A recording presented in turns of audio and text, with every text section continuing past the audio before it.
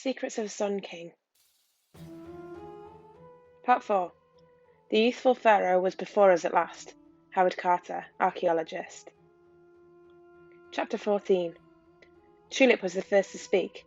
Cripes almighty, what Howard Carter would give to read all this. Never mind Howard Carter. I felt so giddy and shaken I was glad to be sitting down. Clychau'r's heart can't have survived, can it? I asked. It was mad to think it had. Yet hadn't Professor Hanawati mentioned something wrapped in linen jammed at the bottom of a jar? Well, won't know until you look, Tulip reasoned. The very idea of a 3,000-year-old heart is still inside the jar made me feel strange in a different way. To think that part of Clychau'r might be here with us, his blood, his cells. I took a very deep breath. The jar lay between us on the bunk, the lid still off. I picked it up, braced myself. As I slid my hand deep inside, I half expected to touch something slippery and bloody. It wasn't, of course. It was dry, and came away fairly easily. So what I now had in my hand was a piece of linen, neatly folded like a handkerchief. Open it, Tulip urged. I hesitated. The fabric looked frail. I don't think we should, I said. What if it falls apart? Oz was sitting closer than usual. I'd really like to see it, Lil. Truth was, so would I. I'll do it slowly, then, and if it looks like it's going to crumble or tear, I'll stop, all right? The others nodded. Ever so gently, I unfolded a corner, then another. Amazingly, with care, the fabric stayed in one piece. As it came off, layer by tissue-thin layer, I began to feel something solid underneath. Much as I was desperate to see what, I was wary too. It felt wrong and wonderful to be poring over a dead person's heart. And all that time, that familiar, prickly, chilly sensation crept down my backbone. Careful, Tulip whispered at my shoulder as I peeled back the final layer. My breath stopped. There was Clychau'r's heart sitting in the palm of my hand, the size of a hen's egg. It looked like a clod of earth, flaky and mottled brown, or the rusty tip of a century-old spear. You could almost see it from the way it was tapered at one end that it was the shape of a heart. It was incredible. Wow, Tulip breathed. That's got to be the most astonishing thing I've ever seen. Oz shuffled even closer. I wonder, Lil, could I just... He put his hand out to take the heart. No, Oz, Tulip said. It's not respectful to pass it around. Let Lil put it back now we've all had a look. Gently rewrapping the heart one fragile layer at a time, I returned it to the jar and replaced the lid. Tulip, I realised, had just called the package him. This is what it had become. Clychau'r was someone we felt we almost knew. Which brought me back to Grandad. Lysandra's descriptions of fevers and lungs and hacked-off feet were all reminders of the strange ways the curse was working. As soon as we got to Luxor, we had to find Clychau'r's burial spot, and be quick about it too.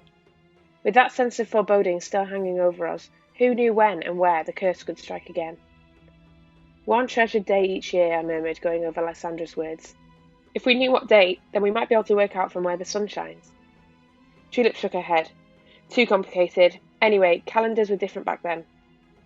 You're missing the point entirely, Oz groaned, rolling his eyes. We're looking for a spot directly above where Mr. Carter is digging.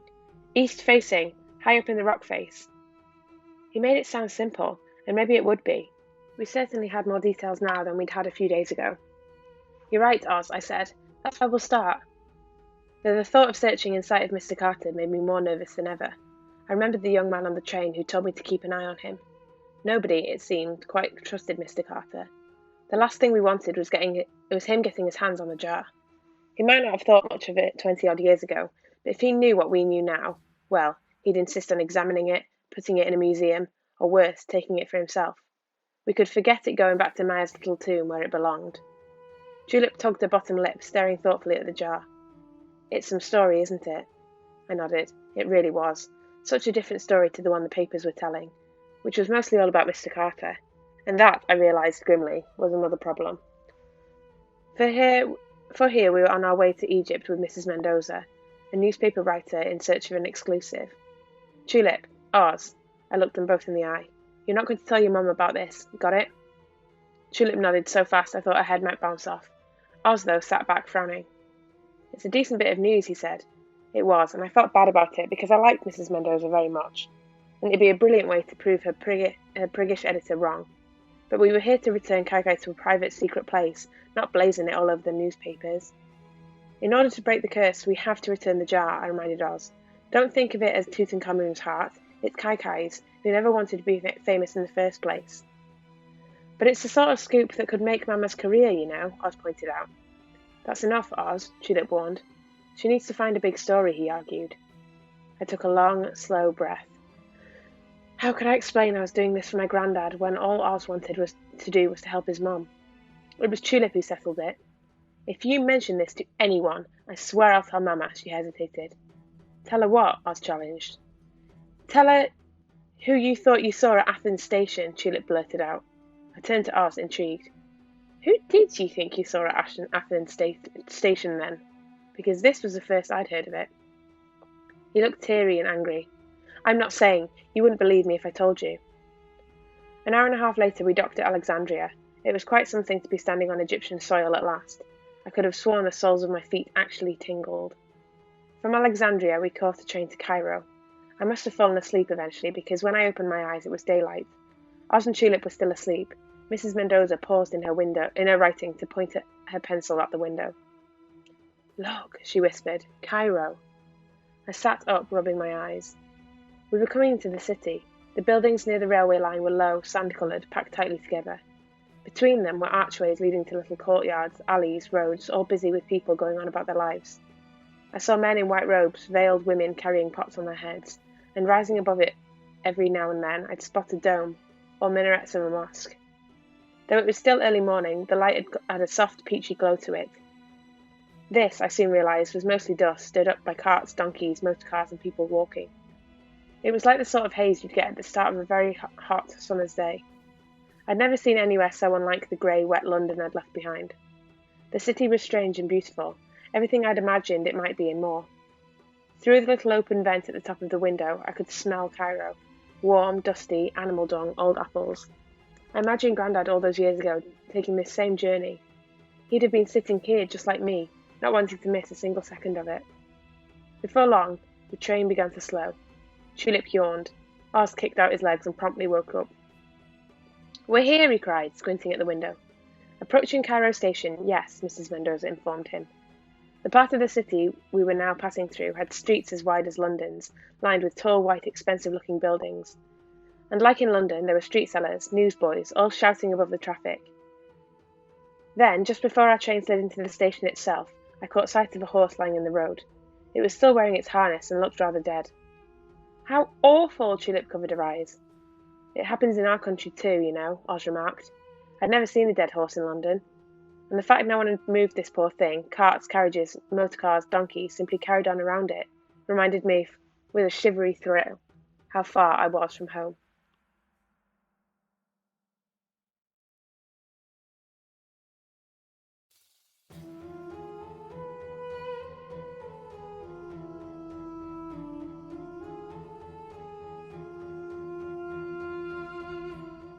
Chapter 15. Later that morning we finally arrived in Luxor. The Winter Palace Hotel was a very fancy affair. It stood on the banks of the Nile like a giant frosted cake with 2 sets of wide steps leading up to it and a turning circle for cabs at the front.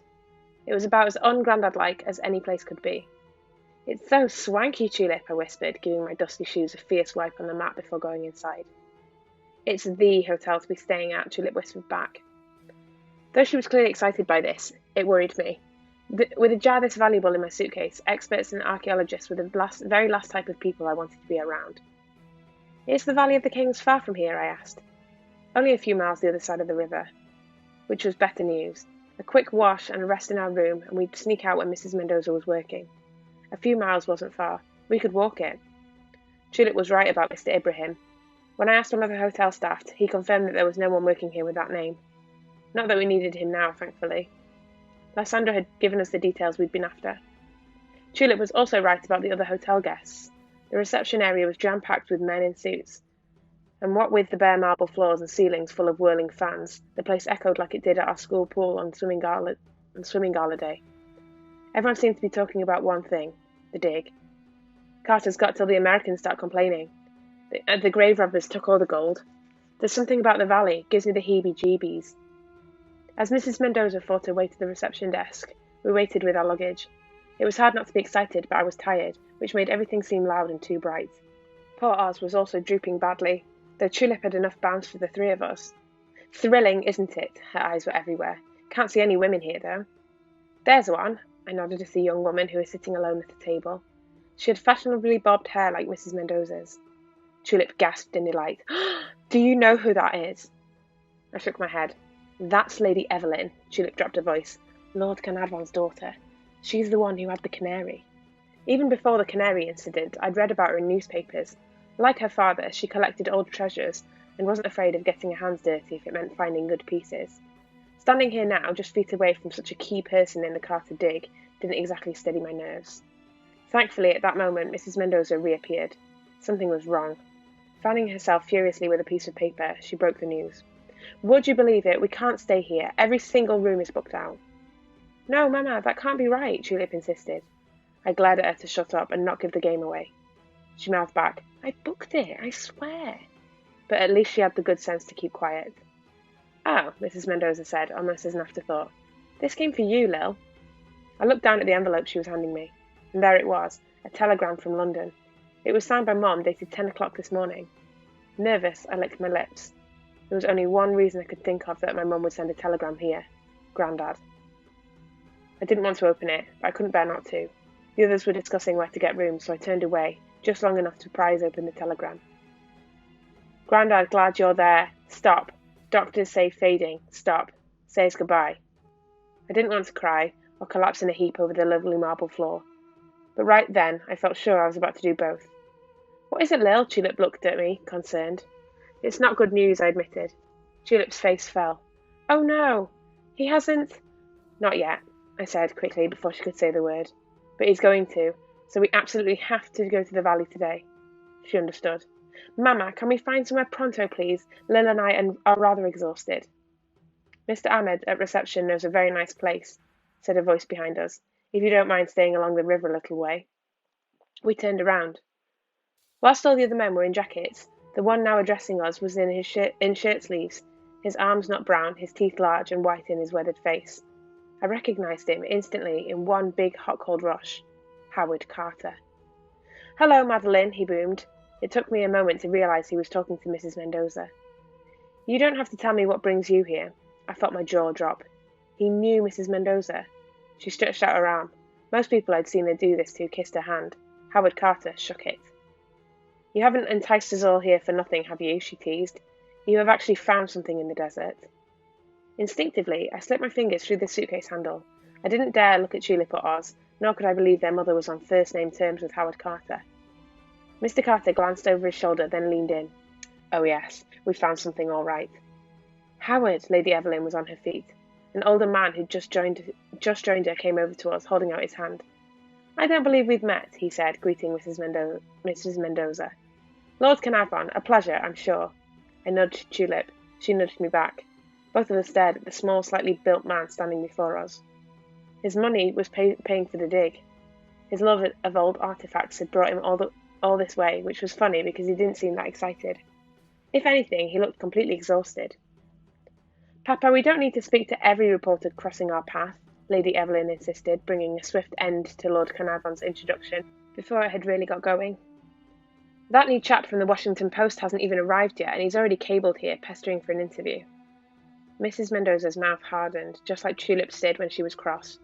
True to his word, the editor's replacement was on his way. At least we'd got here first.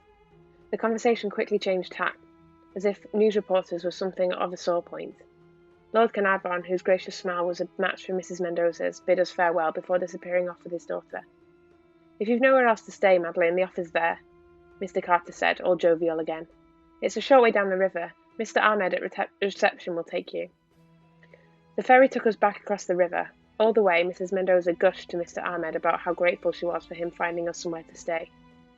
And, Mr. Ahmed told us proudly, it's very close to the Valley of the Kings, see? He pointed inland, away from the lush green riverbanks to where the landscape turned dusty and bare.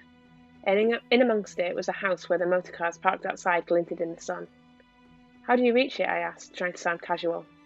Follow the path all the way past Clychau'r Carter, Mr. Ahmed explained. On the main road, keep walking for 2, maybe 3 miles. Valley is left of the road. I took careful note of all this, but had to ask, Castle Carter? Is that the house's name? It's Mr. Carter's home, Mr. Ahmed said. See how close he lives to where you'll be staying. How wonderful for you. He's keeping an eye on us, I muttered under my breath as we lagged behind the grown-ups. That's why he recommended it. Then we'll keep an eye on him too, won't we? Tulip insisted, which was exactly what the young man on the train had said. I also kept in mind Grandad's point about how Mr. Carter dazzled people like a sun king. Yet not everyone was suspicious of him. It seemed he'd already cast a spell on Mr. Ahmed. On the other side of the river, we had to go along the bank past fishermen and boat menders, with stray dogs sniffing at our heels. We were walking for what felt like ages. It was awfully hot. On a day like this in London, we'd be sitting in the park eating ices. Here, the local men wore their galabia, the long shirt-like gowns with jackets over the top, jumpers, knitted waistcoats. A few had on hats and scarves. An Egyptian winter, Tulip said, lifting her hair at the back of her neck. Imagine what it's like in summer. We passed a boy about our age, barefoot in a galabia, with a huge woolly scarf around his throat. He was tending a pair of grumpy-looking camels. When he saw us, he beamed. Despite how grim I felt, I managed to smile back. Don't encourage him, Tulip warned. He'll think you want to buy his camels. Are the camels for sale, then? Oz asked. They could be for hire, I pointed to the squares of carpet on their humps. On top was a wooden rack that might have been for clinging onto. I couldn't imagine how you'd actually sit on it. Tulip fell about laughing at the camels nearest Oz. Ha! That one looks like you, Oz. Oz didn't see the funny side. Shortly after the camels, the path got fainter, the palm trees thicker. My feet were dragging. Much more of this walking, and we'd back in Cairo again. At last, up ahead, I saw a jetty where a boat was moored. The sort of boat people lived on, like a barge. Dahabia, Mr. Ahmed gestured to the boat. Yours, my friends, for as long as you wish. I gasped out loud. I couldn't help it, because it was, without a doubt, a splendid place to stay. The boat was long and low in the water, with a beautiful white balcony that gleamed in the sun. On deck, there were hammocks and armchairs for lounging in, and from inside came herby, meaty smells of something delicious being cooked. I expect Lil's had enough of boats, haven't you? Tulip grinned, reminding me of what a lousy sailor I'd been on the journey from Athens. I love it, I admitted, and from the glint in her eye, I knew she did too. It struck me again how clever she was, not bookishly like Oz or Alex, but in how she reached out to people. I'd needed her help, and she'd given it in spade loads. She'd booked our train tickets, tried to get the best hotel rooms, all without batting an eyelid. But for her and her family, I'd still be in London, waiting for Grandad to die. At least we had a fighting chance. Thanks, Tulip, I said, for everything. She looked at me with that confident, lopsided smile I'd come to love. Don't thank me yet. There's plenty that could still go wrong. She was right about that too, as it turned out.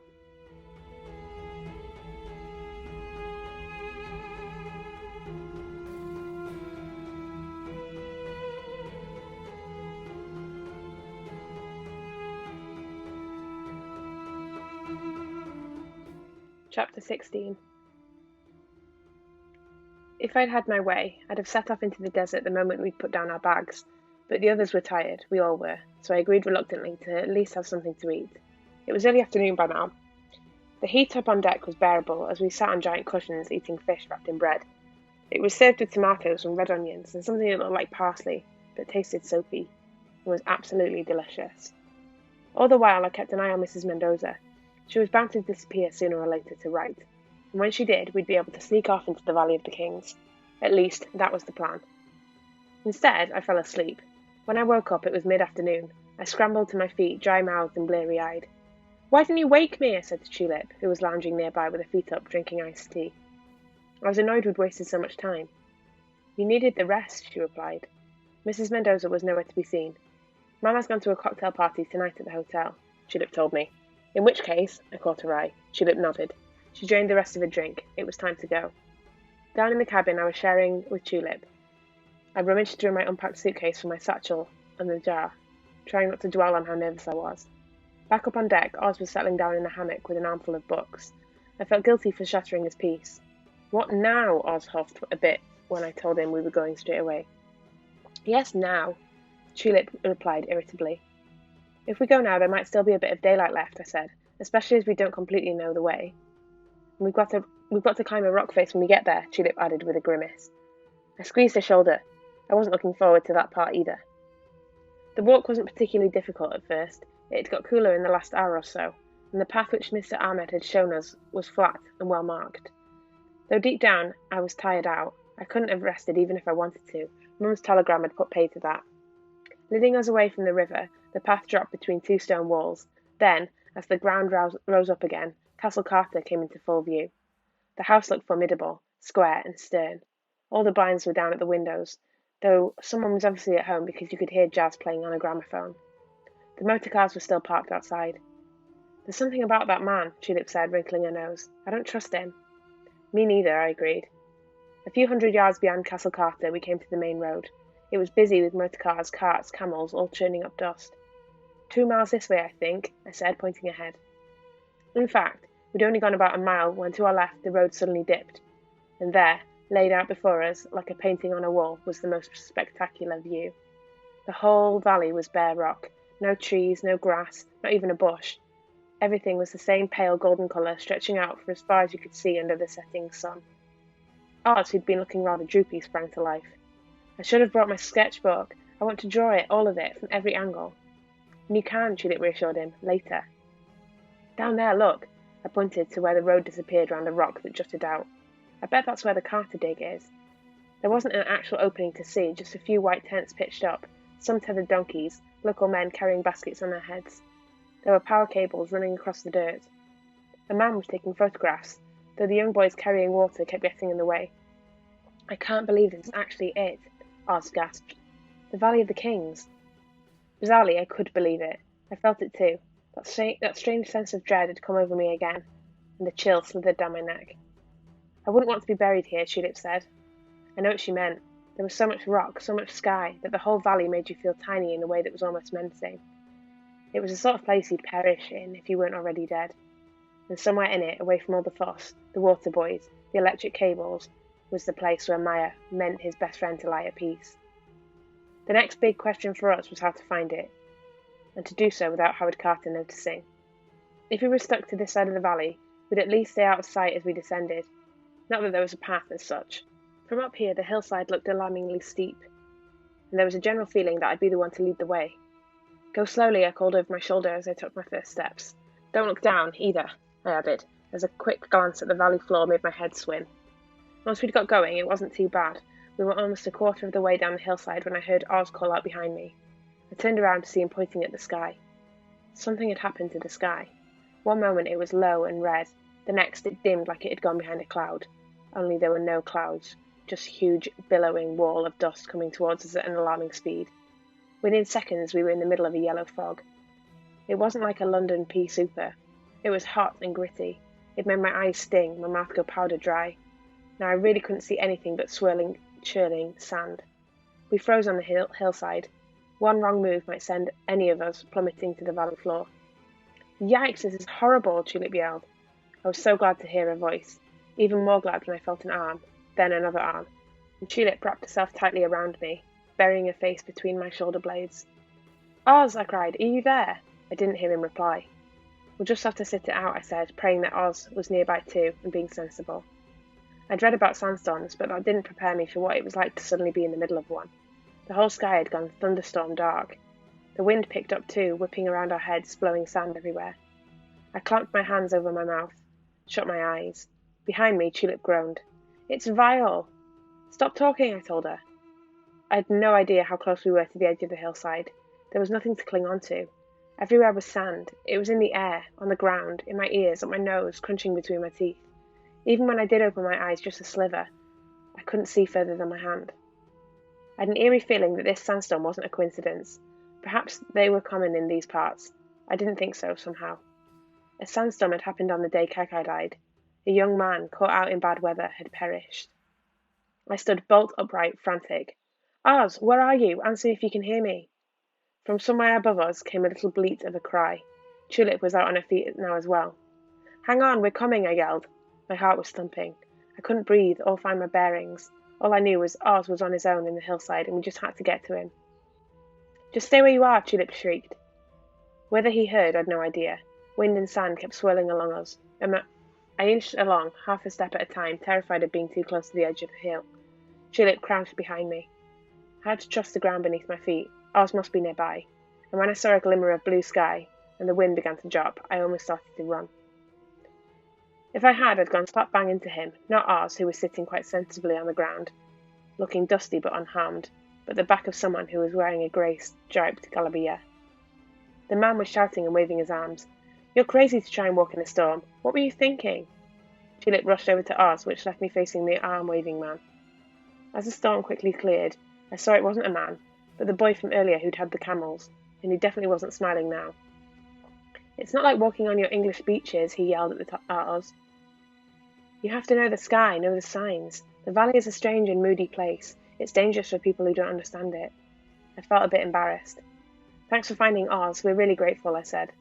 Tulip, all smiles now, tried to shake the boy's hand, but he backed away. You English, you come to our country with your cars and your electric cables, and think you can triumph over anything. It's not like that out here. It's a different sort of place that requires respect and patience." By now, I was starting to wonder if Mr. Carter was at the root of his anger. And when Tulip asked, ever so sweetly, for directions down into the valley, that seemed to firm up the boy's view that we English were in this together. He gave us directions all right, long, complicated ones that led us uphill and downhill until eventually we were back by the river where we'd started. The boy had sent us deliberately the wrong way. It was so exasperating. It was almost completely dark. "What do we do now?" Tulip asked, looking pretty fed up. I took the last of the sand from my hair and shifted my satchel on my other shoulder. "We head straight for the Carter site and climb upwards," I said. "The plan hasn't changed." Tulip nodded. "You're right. We've got to try again." Oz didn't say anything, but he was the first of us to turn on his heel and set off in the direction of the desert.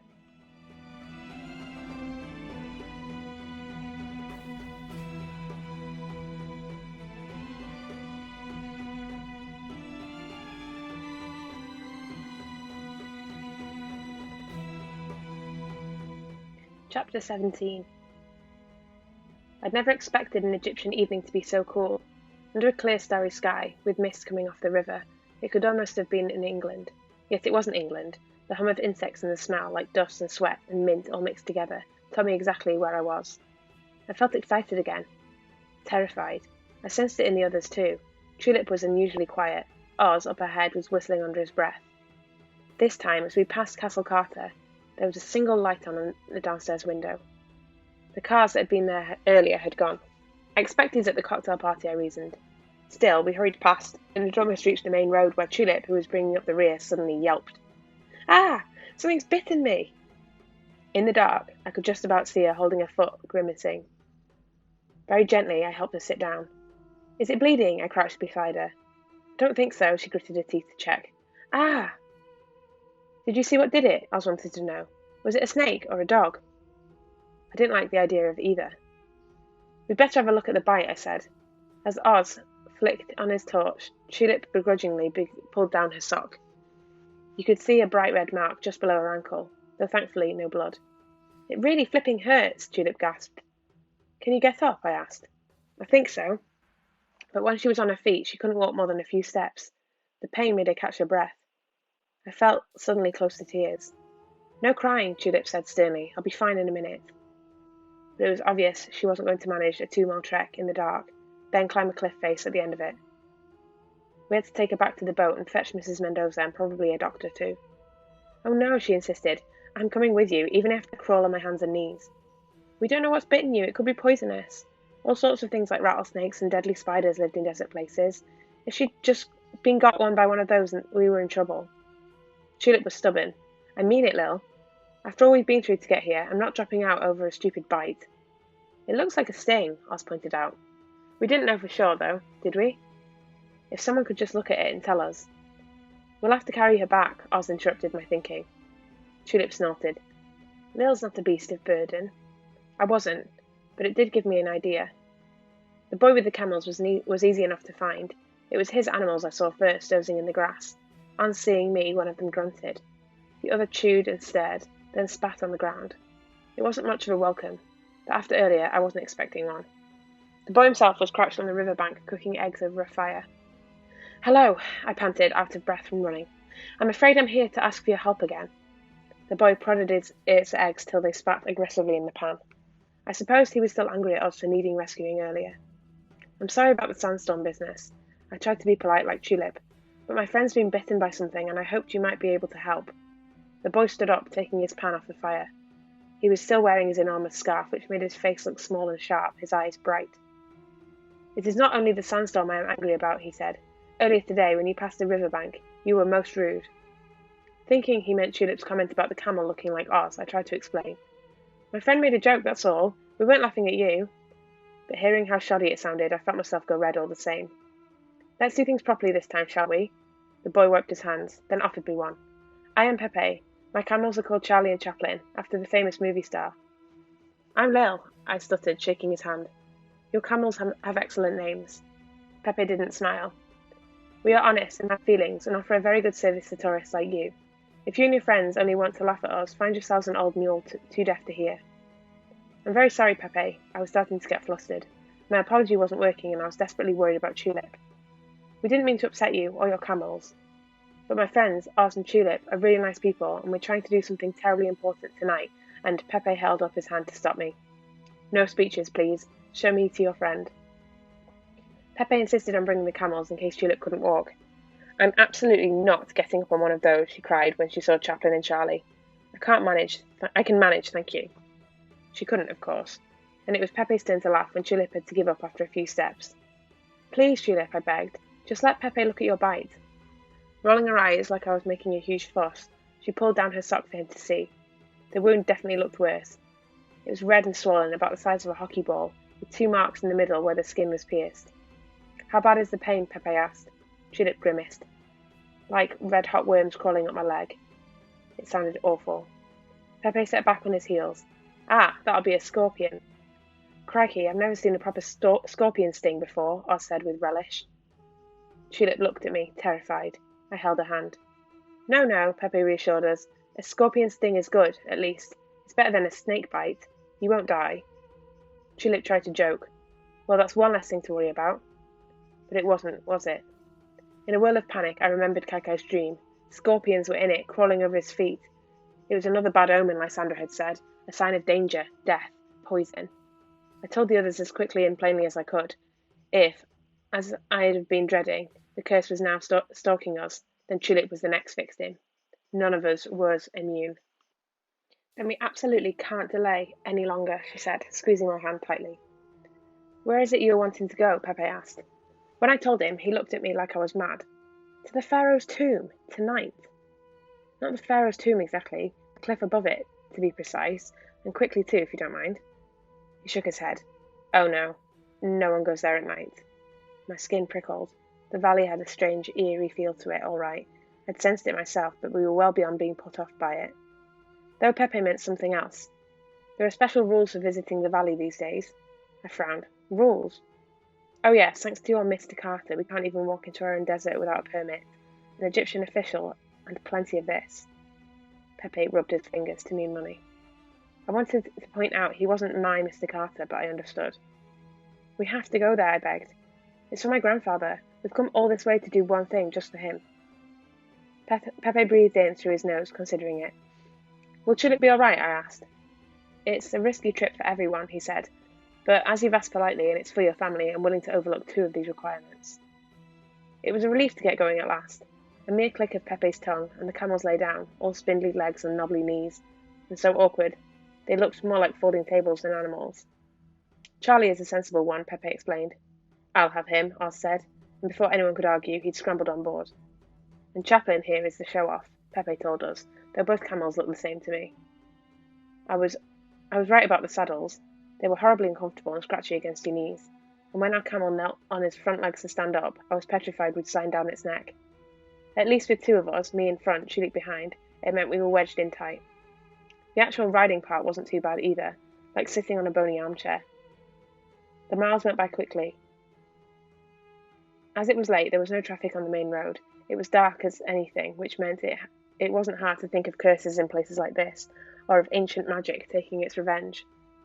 When I felt myself getting scared, I thought of Grandad and patted my satchel for reassurance.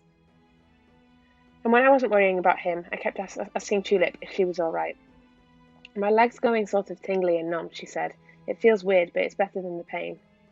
Pepe's way down into the valley was quicker and steeper than ours. It wasn't the easiest route, he explained, but it was the most secret. There are guards patrolling, he told us. They'll arrest us if we're caught without the proper papers. I warn you now. As soon as we left the road, the darkness changed. It got thicker, colder. Under Pepe's firm orders, we kept absolutely quiet. All you must do is hold on tight, he instructed. Trust your camel. He'll know where he's going. I wasn't sure how true this was, because at first Chaplin kept stumbling over every rock we came to. I felt mean not turning my torch on to help him, but Pepe laughed quietly. You think camels use torches? They see by starlight. I looked up when he said that, properly looked up, until my eyes got used to the night. Oh, Tulip, I whispered, have you seen the sky? She hugged me a little tighter around the waist. Dear Lil, I've been looking up at it for miles. In London, you only saw the faintest stars right in the middle of the sky. Here, they were everywhere, right down the far-flung corners and along all the edges. There were almost too many, if that were possible. What I saw now, over our left, looked like yet another one, except stars didn't move from side to side. Oz had seen it too and turned in his saddle. Pepe, what's that over there? The light was below us on the path, and as much as I could tell, not that far away. It stood out quite clearly, bobbing a little as we moved. We all stopped to watch. It's coming from a tomb site, Pepe explained. It appears to be a torch. The camels began to plod forward again, the path levelling out as we reached the valley floor. Over to our left, the torch beam kept moving. Someone else was very definitely there. You have to have a permit to be in the valley, Pepe reminded me. And the company of Egyptian official. It is the law, even for Mr. Carter. A law we were breaking, I thought nervously. We didn't have a permit, and surely Pepe wasn't old enough to be an official. Who do you think it is, then? I asked. Only the guards. Probably.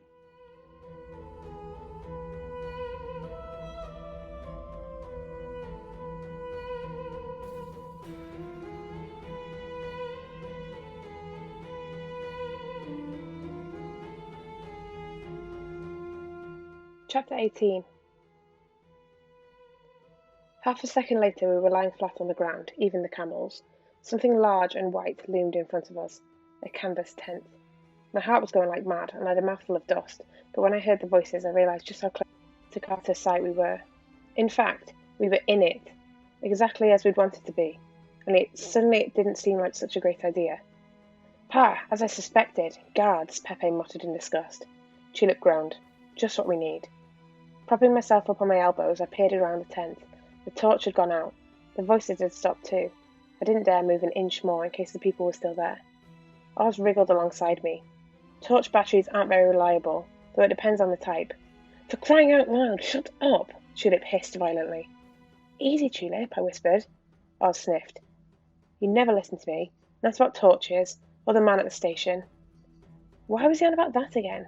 The only man at the station I could think of was the one with the nice smile who told me to keep an eye on Mr. Carter. What it meant to Oz I didn't know, but he was awfully upset about it, and when I tried to touch his arm he turned his back on me. It's this valley, Pepe shivered. It casts bad spells on people, makes them argue and fight. Like Grandad and Professor Hanawati, I thought grimly, who'd come here and never been friends again. We fell into a tense silence. Without the torchlight flitting around, it was easier to see things. Just in front of the tent was a heap of rocks, a wheelbarrow, what looked like the electric cables we'd seen earlier running past us in the sand. Beyond that, I saw hooves and swishing tails. 4 donkeys were tethered, nosing through a pile of dry grass that had been left for them. Beyond it, the sides of the valley rose almost straight up. My stomach fluttered. Somehow we had to climb that rock face without being seen. Shifting my satchel to the side, I got into crouching position. I'm going to have a closer look. Be careful, Pepe warned. Heart in mouth, I inched around the tent. The cables seemed to all lead to one particular spot, where the dark turned deepest black. I blinked my eyes, adjusting. There it was. Set into the mountainside like a cave was the entrance to Tutankhamun's tomb. Despite all the newspaper headlines, all the gossip and stories buzzing around the world, it looked disappointingly ordinary. Just as Lysandra had described it, in fact, a tomb that didn't stand out or seem particularly royal. There was a gate fastened across it, a wooden one, padlocked, which made it rather look like a coal bunker or a garden shed. Lysandra had told us about the rushed, shabby burial, and Maya storming off in disgust. I could see why. Even though Mr. Carter must have put this gate here, it still felt sad and strange to have a person's grave under lock and key. I moved a few steps closer, and a few more. The others were behind me in the shelter of the tent, too far away to call to. I supposed myself very alone. So when I heard voices again, it caught me completely off guard. We're looking, remember, that's all, said a woman. I froze. Do you have the key, Pecky? asked Mr. Carter, whose voice I knew instantly, and who clearly wasn't at the cocktail party after all. Here, a jingle of metal, the shuffling of feet on grit, and 4 people came out of the shadows to stand at the top of the steps to the tomb. Not a word of this to anyone, remember. If it gets out we've been here, we'll lose our permit entirely, Mr. Carter said. They weren't officials or guards. They were Howard Carter, Lady Evelyn, a smaller, older man I recognised as Lord Carnarvon, and a person called Pecky with the key, whose silhouette was as huge and wide as a tree. I dropped to the ground. Not that there was anything to hide behind. I was still out in the open. And if I could see Mr. Carter's group, then all it'd take would be a glance over their shoulders and they'd see me. Oz was right. Their torch had given up. Instead, the man called Pecky lit a kerosene lamp. 4 faces huddled round it, all yellow-cheeked and shadowy. Once the gate across the tomb was open, they went inside, or rather, clambered in. The passage they disappeared into was still ankle-deep in rubble. All I could see now was the flicker of the lamp against bare walls. I glanced behind me to where Tulip and the others waited. Now was my chance to get back to them without being seen. But Grandad would want to know what Howard Carter was up to, and so did I. I crept towards the tomb. From inside came a muffled banging noise. Something fell to the ground. It sounded like a wall being knocked down. I inched even closer. What were they doing in there? The banging stopped. This is where they broke in centuries before. Look, you can see where they patched up the hole, said a loud, jolly voice that I assumed was Pecky's. Robbed in antiquity, eh? Just like the rest of the tombs here. This was Lord Carnarvon, sounding annoyed. What if we open this up tomorrow with everyone here and find nothing but a few old pots inside? We'll be a laughingstock. That's why we've come, Papa, said Lady Evelyn. We're just going to check, that's all. We have to know it's not been plundered. There were more knocking sounds. Something heavy was being moved. If we take out those stones... There, that's big enough to climb through. You try first, Eve. You're the smallest. I couldn't believe they were going in without any permission to do so. I suppose that made them almost tomb raiders themselves. If what Pepe said was right, then they'd certainly be so in the eyes of Egyptian law. Yet part of me couldn't blame them. I mean, who wouldn't, after all that digging and money spent, all those hopes and dreams, want to have a sly, secret look at what they'd discovered? Tomorrow, in daylight, it would all be official. Maybe tonight, when they thought they were alone, they could pretend that what they'd found was theirs. Hadn't I felt that too, that night in my bedroom when I had wrapped the jar for the first time? What about Grandad and Professor Hanawati, when they'd seen it on a market stall? They knew the jar was valuable, and they'd wanted it for themselves. So imagine being the first person inside the burial chamber for thousands of years. The last feet to have taken those steps would have probably been Lysandra, I, and the rest of Tutankhamun's mourners. The thought made me dizzy. Inside, Mr. Carter called for another lamp. What can you see in there? Lord Carnarvon asked. I shuffled forwards till I was at the very top of the steps, holding my breath, waiting for the answer. Mr. Carter laughed, a great, thunderous, disbelieving laugh. Carter, tell me, can you see anything? Lord Carnarvon insisted again. Yes, Mr. Carter sounded choked. Wonderful things. I clenched my fists, fighting the urge to run down the steps and have a look myself and blow the consequences. But I knew already what was in that chamber. Lysandra had told us. So I could see it in my head. Chariot wheels, statues, swords, jewellery and baskets, which Mr. Carter and co. were gazing at, now in absolute amazement. Little did he know the room might well have been a dumping ground for the palace's unwanted things. Maybe it didn't matter. Lysandra's junk was his treasure. That seemed to be how history works sometimes. As if to prove the point, from inside the tomb, someone squealed with delight. I was almost envious of Mr. Carter then. His dream had come true. He'd finally found what he'd been looking for all these years. The curse hadn't put him off. He didn't fear that death would come on swift wings to anyone who touched the pharaoh's tomb. But then, he didn't seem the type to be scared of anything, nor did he have a desperately sick grandfather or a best friend with a scorpion sting. He hadn't read Lysandra's account either. Anyway, I reminded myself we weren't here to take from a dead boy's tomb. We were here to put something back. Frantically, I waved to the others behind the tent. With Carter inside gloating over his treasures, we could break our cover. Oz came out first, scuttling low like a spider. Then Pepe, leading the camels, with Tulip on John Chaplin's back. Carter's inside the tomb. They've broken in, I whispered once they'd reached me. Tulip and Pepe looked shocked. How on earth did he manage that? Where are the guards? Tulip gasped. Money. Pepe rubbed his fingers again. He'll have bribed them to keep quiet. Well, he's in there now. So this is our chance to start climbing, I said urgently. Pepe tipped his head back to gauge the cliff. Straight up from here. I nodded. Can we leave the camels behind? No. Both your suggestions are, Pepe tapped the sides of his head, cuckoo. I glared at him. but then I caught the sight of Tulip's leg. It wasn't realistic for her to walk anywhere or climb. The swelling wasn't just in her foot anymore, but had spread halfway up her calf. Desperate, I turned to Pepe. We need to find a way up there. Is there a path? He thought about it for a nerve-wracking long moment. I have a local knowledge of the area, yes. Follow me. He walked steadily, his light-coloured galabia visible in the dark. That would also make us easy to spot, so it was a relief when we rounded another heap of stones and we were finally out of sight of the entrance to Tutankhamun's tomb. The trouble was, Pepe kept walking. The part of the cliff we needed to climb was getting increasingly far behind us. Pepe, I spoke up. Where are we going? He stopped to point to our left, where the valley side towered above us. In the dark, it was just an outline against the sky, but it did look slightly less terrifying than the other way. You can climb quickly, or you can take the camel way around. We had to trust him. Yet even this route got tricky. The climb was so steep, we soon had to get off the camels and lead them, apart from Tulip, who clung to Chaplin's neck. All too quickly, I was stupidly out of breath. Either side of the path was loose shingle. Sometimes bits would fall on us from higher up the cliff. Ouch!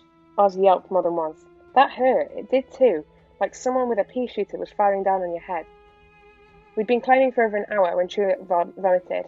She did it very neatly over Chaplin's shoulder, and then insisted she was fine. She didn't sound it, mind you. I was anxious she was getting worse, and again I thought we should have taken her back to the boat. It was too late now. The path got even narrower the further we climbed. Under my satchel, my blouse was stuck to me with sweat. Our little rest stops soon started to become more frequent. Oz kept asking for water. Tulip told him to be quiet. How much further to the top? I asked anxiously. Not far, Pepe assured me. You can almost see it from here. You couldn't, but it was kind of him to lie. When we set off again, this time, the path looped back on itself. I started to feel more optimistic. At least now, I guessed, we were heading back to the direction of Mr. Carter's dig. It was a hard climb, though. We went zigzag fashion across more of the shingle, which was horrid stuff to walk on. It kept shifting and sliding away from the loose snow. The camels, with huge plate-like feet, managed it better than we did, though they didn't much like it when little stones from higher up the hillside started falling on us again. Ah! Tulip cried as one pinged off her cheek. Her camel lurched forward like he'd been stung by a whip. Luckily, Pepe was leading him and quickly calmed him. Oz and I were holding Charlie, the sensible one, who just grunted and flipped his ears. The stones kept raining down on us, nasty little things that hurt like anything, and I was worried the whole hillside was about to slide out from under our feet. Something higher up the path seemed to be disturbing the shingle. Pepe, who'd stopped and was squinting upwards, clearly had the same idea. Oh dear me, I believe we've been spotted by a guard. What? Where? Following his gaze, I glimpsed a shoulder, a swinging arm, heard the crunch of footsteps. Someone was on the path above us. And there's a little detail I didn't tell you, Pepe confessed. The guards here carry guns.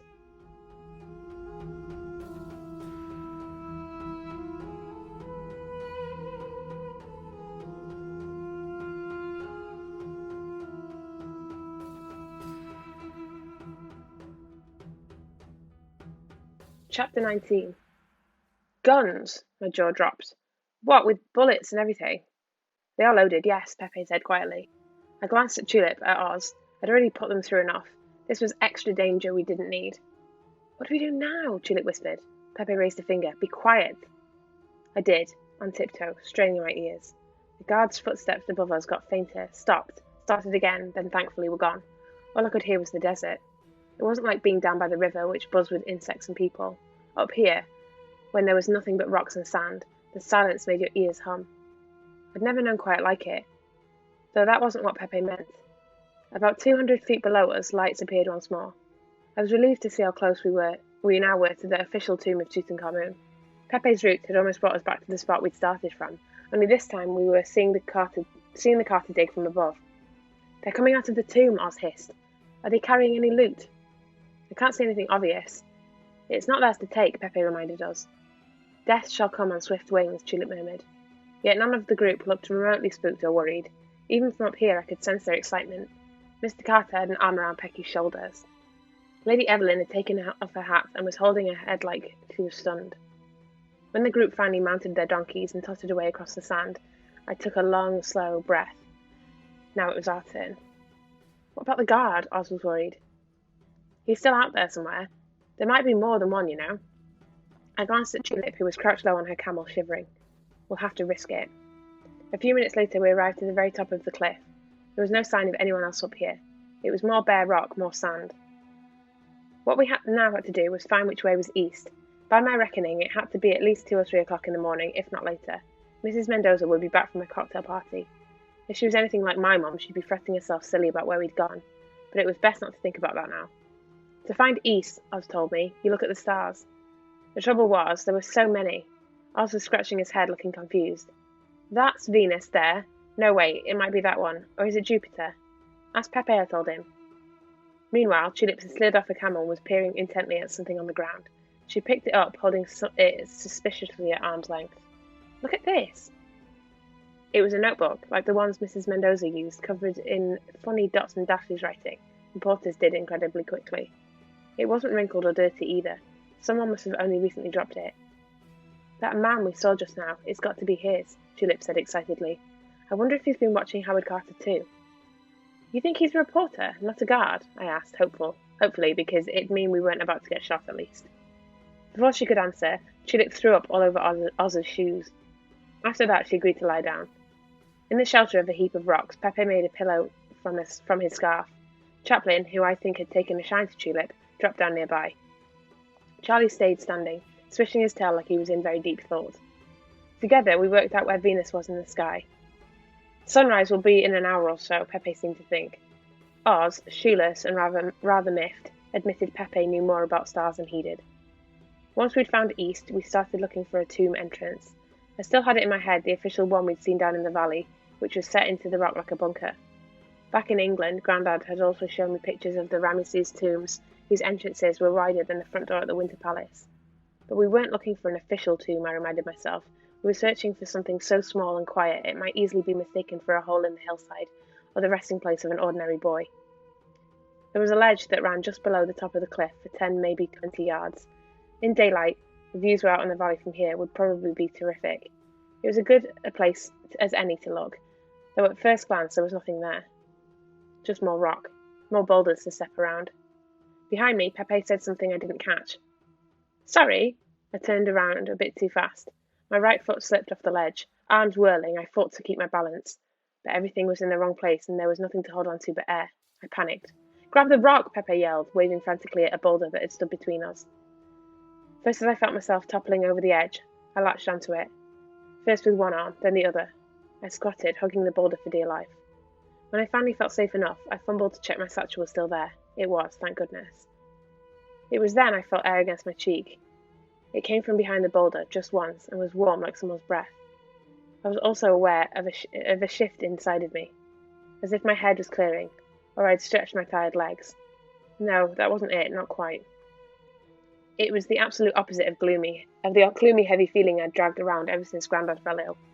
When Lysandra guessed what Maya had done with Clychau'r's heart, she said it was like a lock opening. It was the best way I could think of describing it too. Pepe, I said, trying to stay calm. Can you come here a sec? We were more careful this time. Oz was under strict instructions to keep her back from the edge. The boulder wasn't much bigger than a motorcar tyre, but it took both Pepe and me to move it even a little way. Behind it was an opening. It was a small, cupboard door-sized, probably. We crouched around it, trying to peer inside. But when I reached in my arm, I couldn't feel anything at the end of it. And if anything, it seemed to get wider further along. It's the size for one person, Pepe said. I'm the smallest, Oz pointed out. I'm the youngest, I reminded him. Your sister would go berserk if anything happened to you. Aren't we a team? He asked, sounding upset. I looked at him. He was standing just back from the ledge, big-eyed, springy-haired. The boy who never went to school or spoke to strangers, here on a mountainside in Egypt in the middle of the night. He still wasn't one for hugs, mind you, so I patted his arm. We are a team, I told him. None of us would have done this on our own, he sniffed. But, shh, I stopped him. This last bit, I'm doing for my Grandad, all right? Stay with your sister, I won't be long. Hands stuffed in his pockets, Oz picked his way back along the ledge. Pepe, though, didn't. I haven't inquired till now what exactly you were doing, English girl, he said, folding his arms. But the time has come for me to ask. All I did was open my satchel and take out the jar. Even though it was still dark, I sensed the jar's powers, its gleam of gold, the Anubis head, the heavy, important weight of it. 22 years ago, an Egyptian boy stumbled inside Clychau'r's tomb and the jar inside it. Very soon he regretted what he'd found, and out of nowhere I thought of what Dad had said that day I'd stood up for Tulip in school. Being English didn't give me the right to sort out other people's problems, not when they could solve them themselves. Here, I handed the jar to Pepe.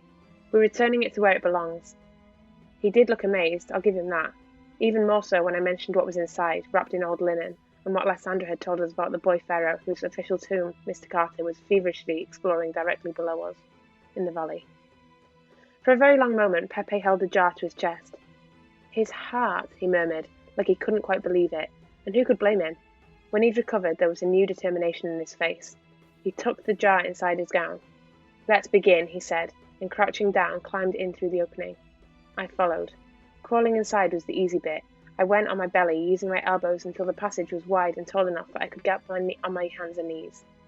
Pepe must have gone fast, because I lost him immediately. The quiet in here was thicker even than the quiet outside. All I could hear was blood thumping in my ears. I was shaking a little from tiredness, from the unbelievable thrill that this was it. I was here. Then I got my first surprise. I expected the passage to keep going horizontally into the hillside. It didn't. Whoa! I was falling. Not far, thankfully. I landed with a jarring thump on what felt like a step down. With my outstretched foot, I could feel more steps cut into the rock. It was then, a little way below me, I saw a light. Pepe, I called out. It's me, he answered. These steps are risky. Here, have the torch. As Oz would have predicted, the torch was on the blink. There was just enough dim light to see steps spiralling downwards, though not in a logical way a staircase would. These took you by surprise. Pepe was just ahead of me, treading slowly and carefully. It took every ounce of my concentration not to stumble into him. Some of the steps were shallow, some deep. One was so far from the next that you had to leap to get to it. By the time we reached the bottom, my legs felt like string. The torch went out. The darkness was thick and total. Not spooky exactly, but rather queer.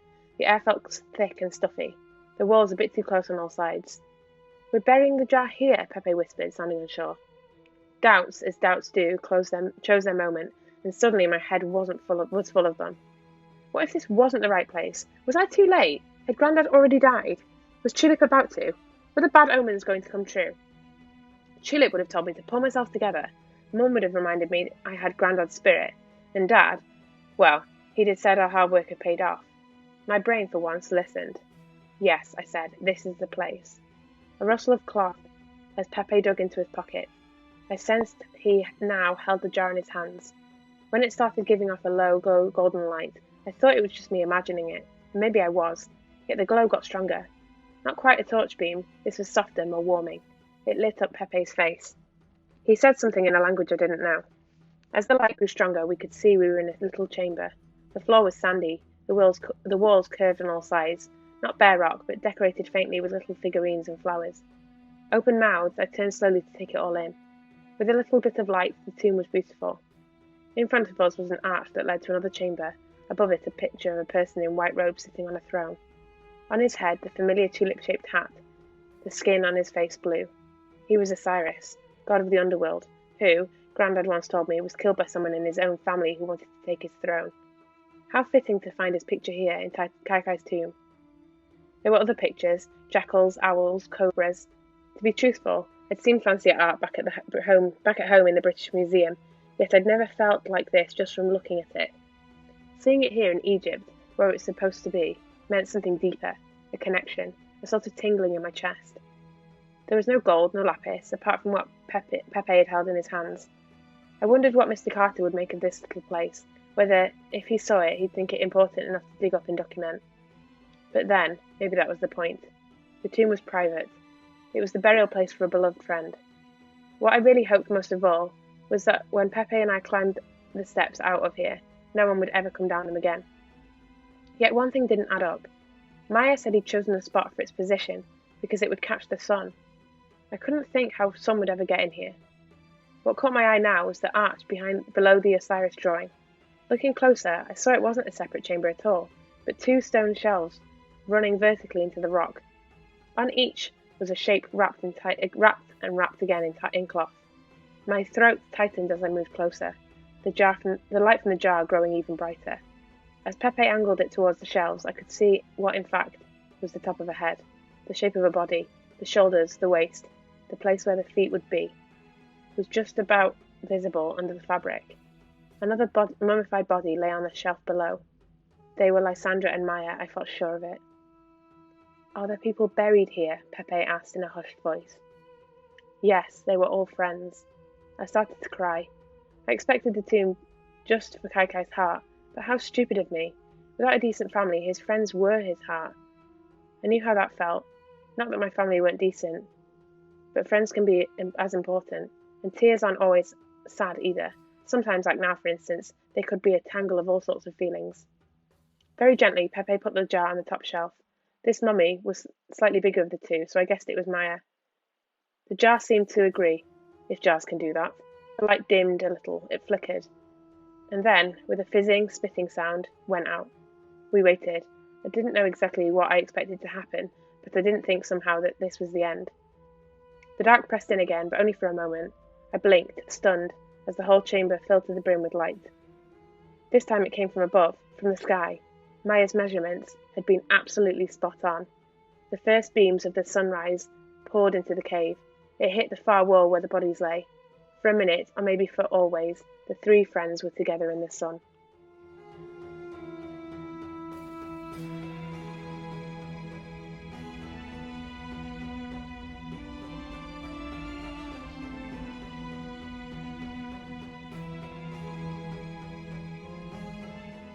Chapter 20. When we crawled out onto the ledge again, it was dawn. After dragging the boulder back into place, we sat against the cliff, exhausted. "It went well," Pepe said. I looked sideways at him. It did. He nodded, because we left it at that because I was crying, and so was he. The sun was coming up over the valley. Where the light caught the top of the hills, the rock looked almost pink. Everything else was in the shadow. The road twisting along the valley floor, the boulders that marked the way. I'd never seen a view more beautiful or more empty. I wiped my eyes. Now, at last, the curse should be broken. We could start hoping for better, happier things. I fancied a moment just to sit and take it all in. I was so tired. But it was a good tiredness, like Nefertiti on a winter's evening curled up in front of the fire. After a while, Pepe left me to check on the others, but was back again in moments, looking agitated. Remembering Tulip, I scrambled to my feet. "She's not worse, is she?" I asked. He beckoned. "Come, you can see for yourself." I followed him almost blindly off the cliff, back to the place where we'd left Tulip lying on Pepe's scarf. My heart was hammering. I didn't know exactly what to expect, but it certainly wasn't 3 people, where earlier there'd just been 2. Tulip looked better, thank heavens. Oz was beside her, staring not at his sister, but the new addition to the group, a blonde-haired young man. All 3 were sitting cross-legged on the ground, the camels behind them dozing. Tulip waved. As I approached, she shot me a quick questioning look. "Have you done it? Is the jar back where it belongs?" I nodded. Immediately, she was all smiles. "Then you'll never guess who came back for his notebook." It wasn't exactly hard to. The reporter was right there in front of me. I stopped mid-stride. He looked very familiar. The beard was gone, but the nice smile made me realise he was the man from the train. "Crikey," I said, grinning back. "Hello. Fancy you being here." "Hello." The man ran a hand rather sheepishly through his hair. "I expect you've guessed who I am by now, haven't you?" Well, you seem to be a reporter," I offered. As I sat down beside Tulip, I was aware of how shivery she was, not from fever anymore, but with excitement. And Oz, who never looked directly at anyone much, was gazing at the young man like he was a Christmas present that might be snatched away from him at any moment. "This is my best friend Lil," Tulip said, then gestured to the reporter. "And this is Alex." I stared at her, at him, at Oz, and at Pepe, who watched us, an arm round each of his camels' necks, tears still rolling down his face. "Alex," I frowned. "What, as in your brother Alex?" "I don't think we've got another one," Tulip laughed. I was knocked sideways. This young man didn't look anything like the boy with the floppy hair whose portrait was hung in the Mendoza's library. "You got on the train in Yugoslavia. You're the second-class ticket man," I cried. "But your beard?" "Gone," he said, patting his face. "It didn't suit me much, did it?" He certainly looked better without it. I turned to Oz. "Blimey, this was who you saw at Athens Station." But Oz, who'd normally have enjoyed being right, wasn't even listening. He had his brother back, the lucky devil, Alex, who was sitting there with his notebook in his lap. "So you're a reporter," I said again, because it hadn't all sunk in. "I'm afraid I am," Alex admitted. "I write for the Washington Post. I was sent by Mr. Pemberton," I finished. It all began to make sense. "You're here to replace the man who had a motorcar accident in Italy." That's it, Alex nodded. I was still confused. Where had he been since the war? Everyone in Tulip's family thought he was dead. But it wasn't my place to ask. I was learning this too. Sometimes people only told you things, difficult things, when they were ready to do so. Well, you know your mother's going to eat you for breakfast, don't you? I remarked. Oz looked very worried. Tulip laughed fondly. I'm certainly going to get a proper telling off, and I probably deserve it, Alex agreed. I think we're all in for one of those, I pointed out. But you being here, I mean, it's incredible. And it was, though it didn't quite sink in, that such a better, happier thing had happened already. All I could do was burst into a fresh bout of tears. Mrs. Mendoza was waiting for us with a face like thunder. I've just reported you all missing to the local police, she cried as we arrived back at the houseboat. Tulip, what on earth has happened to your leg? It's better than it was last night, Tulip told her. When Mrs. Mendoza saw Alex, the leg was forgotten, yet she didn't come any closer. Maybe she didn't believe this person really was her son, or maybe she was angry. We all stood on deck, not knowing what to do, or say. The silence was agony. Alex, meanwhile, grew paler by the second. Here, Tulip offered him a seat. As he sank into it, she settled herself protectively at his feet. Oz moved his chair to sit next to his brother, the bond between them obvious. I felt glad for them, I really did, but this was family business. I was an outsider looking on. Theirs was the team I wasn't part of. In broad daylight, Alex's scars were more vivid. His hair tumbled forward into his eyes once or twice, which made me think maybe he didn't look so different from the boy in the portraits after all. He was, I suppose, rather handsome. He also seemed very lost. Might we have some tea and toast, Mamma? I'm starving, Tulip suggested. Mrs. Mendoza went very white, then very red. You can't just walk in and expect breakfast. She looked pretty scary, to be honest. Tulip seemed to recognise the look too. She looped her arm tightly around Alex's ankles. The war ended, Alex. They told us you were missing, believed dead. Mrs. Mendoza's voice was dangerously quiet. Alex wiped his hand on his trouser. Even from where I was sitting, I could see how much he was shaking. I was in hospital in France, Mamma. This scar on my face, he touched it. Shrapnel. I couldn't speak, feed myself, or remember anything for months. I didn't know who I was. I wished Mrs. Mendoza would go to him and hug him, but all she did was close her eyes for a moment. Why didn't you come home when you'd recovered? She asked in the same tight, quiet voice. Come home for what? Alex asked. Look at me, Mamma. I can't even hold a cup of tea without spilling it. Mrs. Mendoza gritted her teeth. We thought you were dead. Everyone, even the War Office, thought you were dead. Alex was crying. I couldn't come home to you in pieces, Mamma. You'd have been so disappointed. Disappointed? Mrs. Mendoza looked shocked. You've never disappointed me, ever. I thought of all the silver cups on the library shelves, the place at Oxford. Alex's spectacular future was all mapped out for him. That's exactly it, don't you see? Alex said. I'm not your dazzling boy anymore. I've seen terrible things, seen chaps who I've shared lunch with die half an hour later. The war changed me. A lump grew in my throat as I thought of my dad. The war probably changed him too, though he'd never had said so much out loud. But hearing Alex give words and feelings to the sadness helped me understand a little better why Dad rarely smiled. Mrs. Mendoza, though, wasn't moved. Do you think you're the only person in the world who's suffered? All those wives who've lost children, all those children without fathers, mothers without sons. She almost spat out the last word. And those men who did come home, disfigured, injured, out of their minds. Do you think they found it easy, do you? Alex shook his head. I lost 2 tiny babies before you came along, she told him. You were my blessing. And then, 4 years ago, I thought I'd lost you. It was getting harder to listen. Everything they were saying made me think of my parents, especially that Sunday afternoon in St. Mary's churchyard. My mum had lost a baby. I'd never had the chance to be a sister to my brother. And all these years, Grandad had missed out on having a grandson. In my family, it wasn't the dead people who were mourned. It was the living one we'd never got to know. I'm sorry, Alex held up his hands. But the longer I stayed away, the harder it got to come back. When Mrs. Mendoza stepped towards her son, I honestly thought she was going to hit him. She didn't. She hugged him at last. It was a fierce, bone-crushing embrace, and anyone who could see how much she meant it. Afterwards, we did have tea and toast. Where have you been all this time, Alex? Said Mrs. Mendoza, adding sugar to our tea. Now her anger had eased a bit. She looked completely dazed. America, mostly. I gave up on history, he smiled wryly. I'd had enough of dead people. I wanted to be a writer like you, Mama. I thought it might help make sense of the world. Her face softened a little. And why are you here now? Did you track us down, or is it a mere coincidence? A little of both, he said, taking a deep breath. You see, I followed in your footsteps. I work for the Washington Post. I braced myself as Mrs. Mendoza froze amid the sip of tea. Nervously, Alex hurried on. When my colleague had an accident, I was sent to cover this terrific story. It was my first big break. I leapt at the chance, of course. More than anything, I wanted to do it to impress you, don't you see? You, Mrs. Mendoza nearly choked. Mr. Pemberton sent to you. Oh, Lordy, she muttered under her breath. Here we go. I winced. It was about to all come out. Our cover-ups, the misunderstandings about who'd sent which telegram and when. We'd also booked tickets under someone else's account. In amongst that lot, we'd probably done something rather criminal. Yet the great unravelling of more secrets didn't come. At least not then.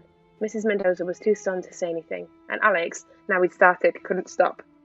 I'd heard rumours of tensions between Mr. Carter and the locals here, though not much has been said in the papers about that so far. Back home, they're making him sound like a hero, I agreed. Exactly, Alex nodded vigorously. I followed him last night when he took off into the desert. He and Lord Carnarvon were up to no good. I'm sure of it, but they were on donkeys and I was on foot, so by the time I caught them up, I'd missed the real action. It's a possible story lead, Mrs. Mendoza admitted, but you'd need to have all the details to write about it. I put down my teacup. We were there, I said. I saw it happen up close. What do you want to know?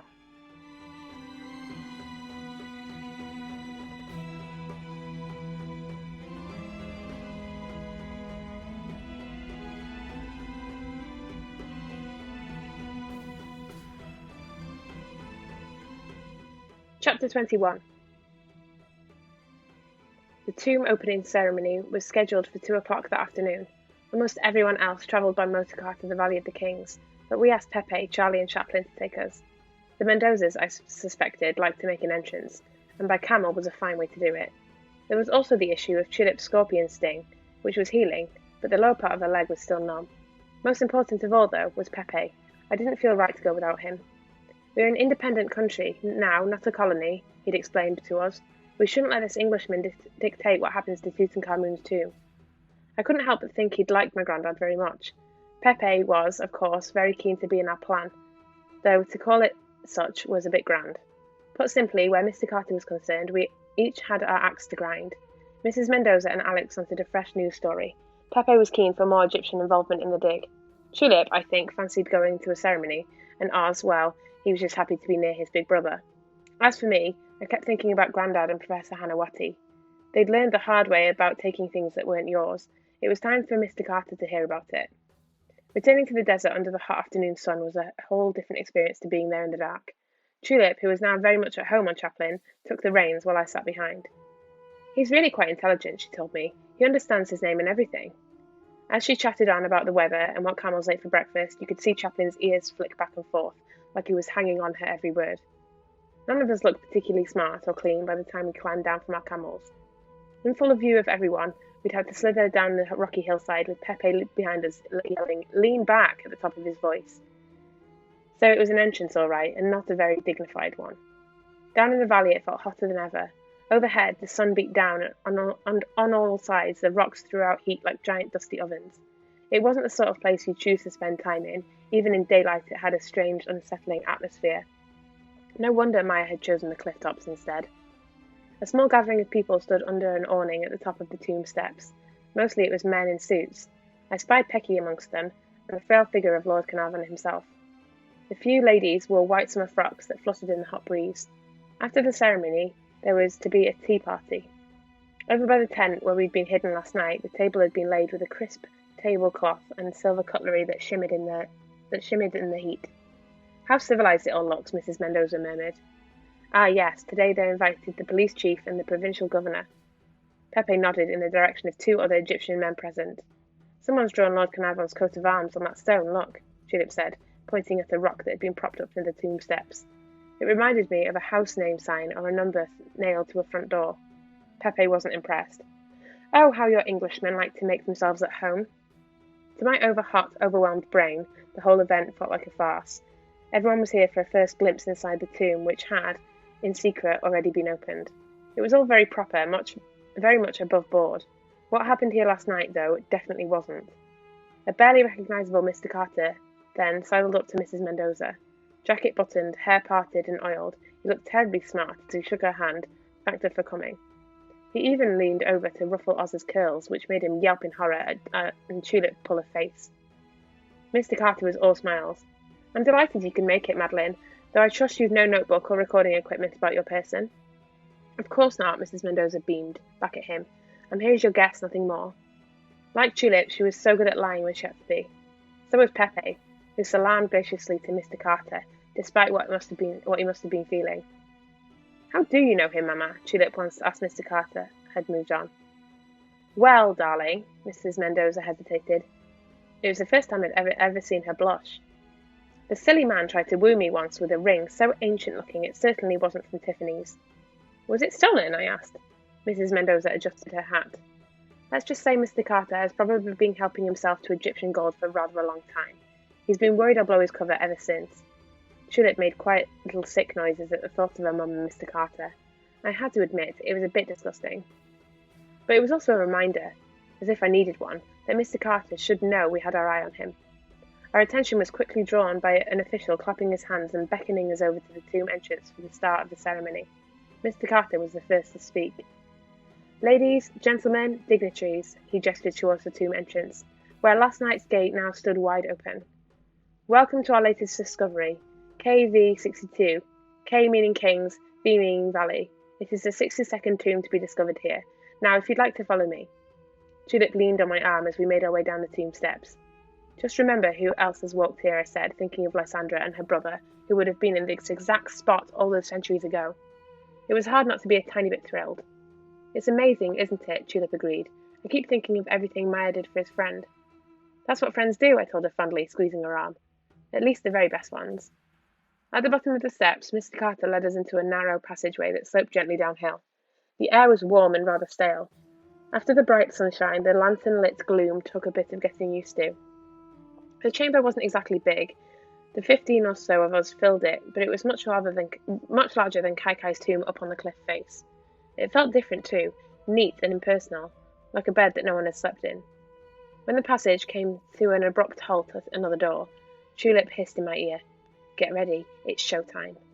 As 15 people all jostled for a view, we found ourselves on tiptoe at the back.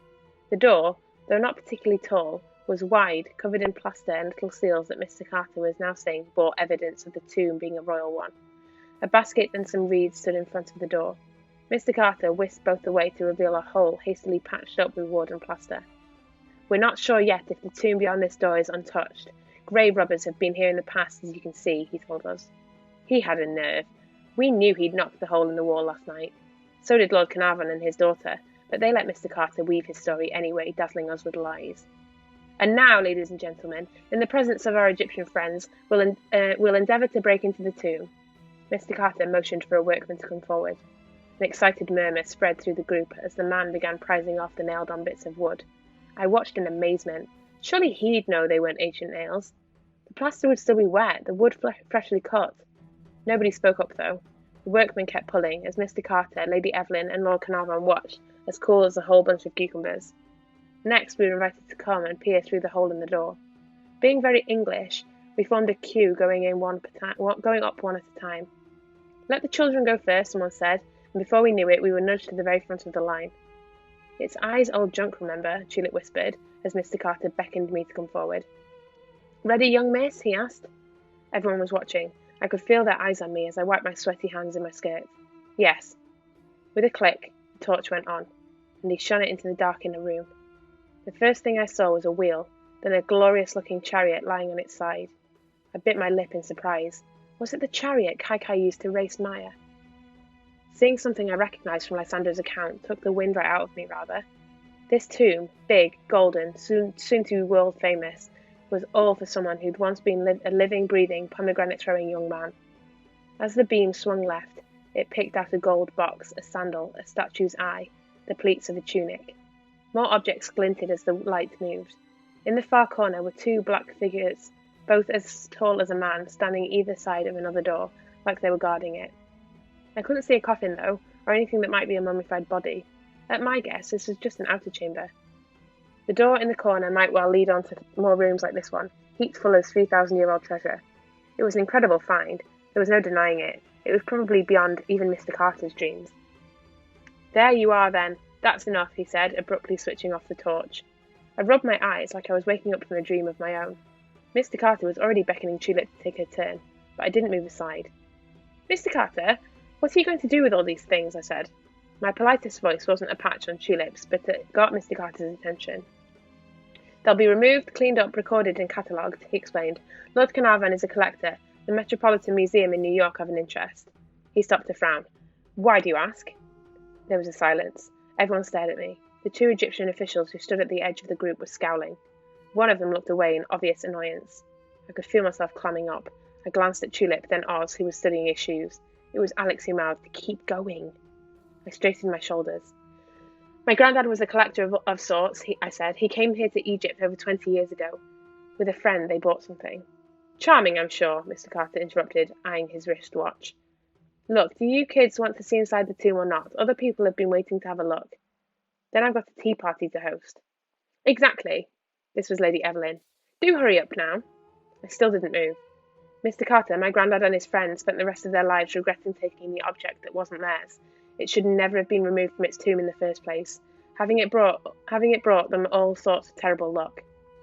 His friend has now died, and my granddad is gravely ill in hospital. If this is a curse, then it's Tommy Rot, Mr. Carter said, irritably. He pushed past me, but stopped in surprise as Tulip, Oz and Alex blocked him from going any further. What ruddy nonsense is this, then? We want you to listen, Tulip said. It's not right to disturb dead people's tombs. Someone coughed. Over my left, I heard Lord Carnarvon mutter, Who the devil is this girl? Mr. Carter, meanwhile, looked daggers at Tulip, then at me. Your granddad knows you're here, doesn't he, giving me a headache? I'll tell him all about it when I get home, I replied sharply. He'd be proud of me. Why, you cheeky little swine, cried Mr. Carter. I didn't flinch. Mr. Carter had overlooked who the tomb really belonged to. He talked round the Egyptians with his authority and powerful connections, but the other side to him, the secret, shabby, bloody-minded side, he kept hidden. He was, in that sense, a Sun King. That time my granddad came to Egypt, he met you, Mr. Carter, I said, more sure of myself now. He told me your job was to clear old tombs, and that you helped yourself to any object that caught your eye. I did no such thing, Mr. Carter looked horrified. I pressed on. The locals didn't think much of how you went about your business even then, but you just kept going, doing things your way, and woe betide anyone who stood up to you. How dare you speak to your elders in such a way, Lord Carnarvon exclaimed. But it's true, I insisted. Is it? Mr. Carter squared up to me. What was he called, this granddad of yours? Ezra Wilkinson, I said, looking him straight in the eye, and his friends with Professor Salim Hanawati. The angry mask slipped just for a beat, then it was back, harder than ever. Never heard of either of them, he snarled. He was lying, badly, but I'd rattled him, which was oh so satisfying, and so was the look on Mrs. Mendoza's face. She was taking in every word. Before you go, Mr. Carter, I called out, as he tried to barge past Tulip. We saw you here last night, the four of you breaking into the tomb. There was a gasp, a shaking of heads in the crowds, a few mutterings of, oh, I say, under people's breaths. Best of all were the Egyptian officials, one of whom folded his arms in a very satisfied way. The other smoothed his moustache, then took a long breath like he was readying himself for battle. Mr. Carter spun around, furious. Claptrap! We weren't anywhere near the place. What sort of mother lets you run wild in the desert at night? The police should hear about this. And you should have had an official from the government with you, Oz pointed out. Otherwise you could have stolen more things that no one would ever know about. Indeed, that is the law, the mustachioed Egyptian man spoke up. I'm sure Mr. Carter is very aware of this fact, or perhaps he needs a little reminding that he is here at our invitation. By now, Lord Carnarvon and Lady Evelyn were looking very agitated indeed. Since it was clear we weren't budging, they began to try and usher everyone outside. Mr. Carter glared at Oz. I honestly thought he was going to box his ears. Did you take anything, Mr. Carter? I asked. Because if you did, be warned, there is a curse. It's not Tommy Rot, not for a second. He turned his glare on me. Then he roared at the top of his lungs, so loud they must have heard him back in Luxor. I will not to be held to ransom by a group of children. Tulip caught my eye. I smiled. We'd got him. Beautifully.